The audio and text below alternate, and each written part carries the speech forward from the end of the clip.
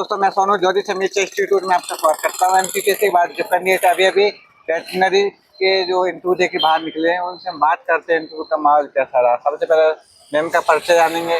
Ma'am, आपका good name? मेरा नाम नीलम सोनी है।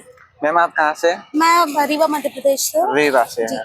कैसा रहा मैम आपका इंटरव्यू? ओवरऑल एवरेज था, बहुत ज़्यादा अच्छा नहीं, बहुत ज़्यादा खराब नहीं था। ओके, जैसे आप पहले इंटर हुए जी। तो क्या क्वेश्चन बने आपसे? मुझसे एजुकेशन पॉलिसीज के बारे में क्वेश्चन पूछा गया, नेशनल एजुकेशन पॉलिसीज के बारे में, जो कि चेयरपर्सन ने पूछा। और फिर उन्होंने और स्कीम्स के बारे में पूछा, गवर्नमेंट की स्कीम कौन सी है, गरीबों के लिए कौन कौन सी स्कीम चल रही है गवर्नमेंट में। इसके अलावा उन्होंने डॉक्टर भीमराव अंबेडकर कामधेनु योजना जो मैंने बताई थी उसको मतलब एक्सप्लेन करने बोला।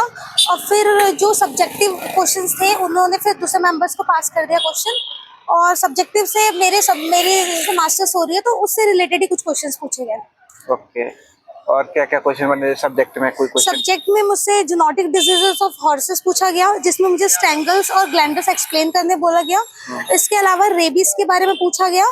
और एक और सब्जेक्टिव दूसरे चेयरपर्सन ने उनसे मुझसे न्यूट्रिशन के क्वेश्चंस पूछे। हे क्या होता है, हे का मॉइस्चर परसेंटेज क्या है। और इसके अलावा उन्होंने मुझसे पूछा, ये भी बताया कि एक प्रैक्टिकल क्वेश्चन पूछा कि अगर आपके पास एक फार्मर है और वो अगर आपको सारी चीजें प्रोवाइड करते हो तो आप उनको फीड कैसे राशन बनाओगे। ये इतना ही हुआ। उसके अलावा जैसे आपने बताया कि मध्य प्रदेश की स्कीम्स पूछी थी, स्कीम है भीमराव अम्बेडकर के अलावा क्या? नहीं, हिस्ट्री नहीं पूछी थी, वो स्कीम।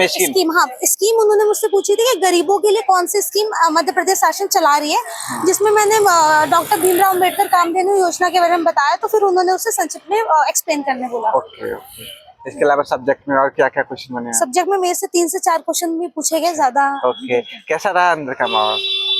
बहुत ज्यादा टेंशन वाला ही था, फर्स्ट टाइम है मेरा इंटरव्यू का। बाकी ओवरऑल पता नहीं, देखते क्या होता है रिजल्ट का, बट मेरे हिसाब से थोड़ा और अच्छा हो सकता था। ओके, एवरेज टाइमिंग क्या रहा होगा? Timing 10 to 20 minutes. 20 minutes. Okay, इसके अलावा करंट से कोई क्वेश्चन बना आपसे? नहीं, करंट से कोई क्वेश्चन। करंट से उन्होंने मुझसे नेशनल एजुकेशन पॉलिसी 2020 में क्या चेंजेस है ये पूछा था। ओके, इसके अलावा जैसे आपने बताया मैं रीवा से हूँ जी। तो रीवा का कोई क्वेश्चन बना आपसे?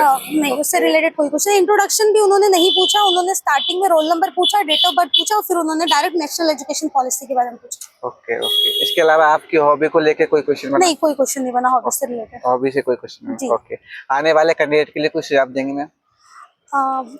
जीके अच्छे से पढ़ के आओ और अपने सब्जेक्ट्स को स्ट्रॉन्ग करो बस। ओके, बहुत अच्छा लगा मैम आपसे मिलकर। मैं आपको बहुत बहुत शुभकामनाएं। Thank you. Thank you so much.